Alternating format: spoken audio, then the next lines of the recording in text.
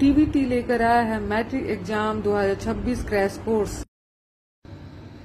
तो आइए समझते हैं हम अपने सब्जेक्ट के एग्जाम पैटर्न को और सिलेबस को।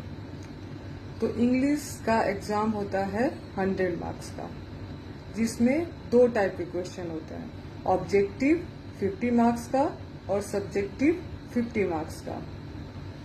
ऑब्जेक्टिव जिसमें टोटल नंबर ऑफ क्वेश्चन होते हैं 100 और सॉल्व करना होता है 50, जिसमें से बुक से जो हमारा दो बुक है, पैनोरमा पार्ट 2 और रीडर पार्ट 2, उससे आते हैं 60 क्वेश्चन और ग्रामर से आते हैं 40 क्वेश्चन।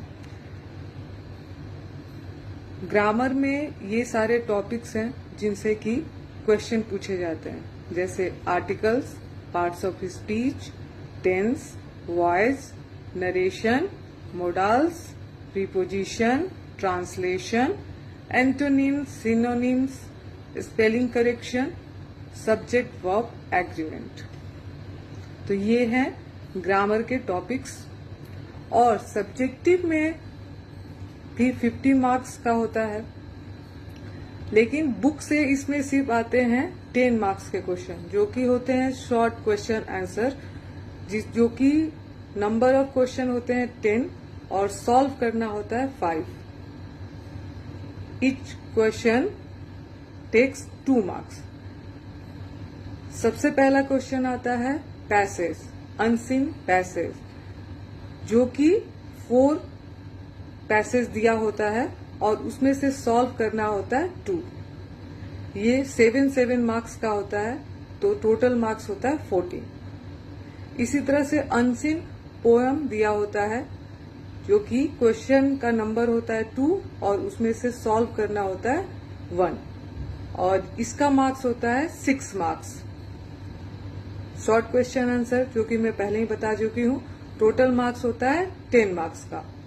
उसके बाद ऐसे पैराग्राफ राइटिंग आता है, जो कि 5 दिया होता है और सॉल्व करना होता है 1। ये होता है 5 मार्क्स का।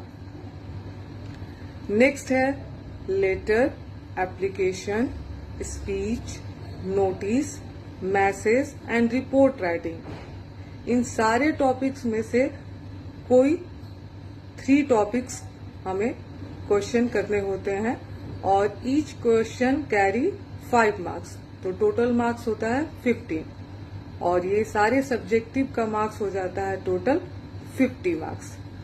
और हमारे 2 बुक हैं, पैनोरमा पार्ट 2 और इंग्लिश रीडर पार्ट 2।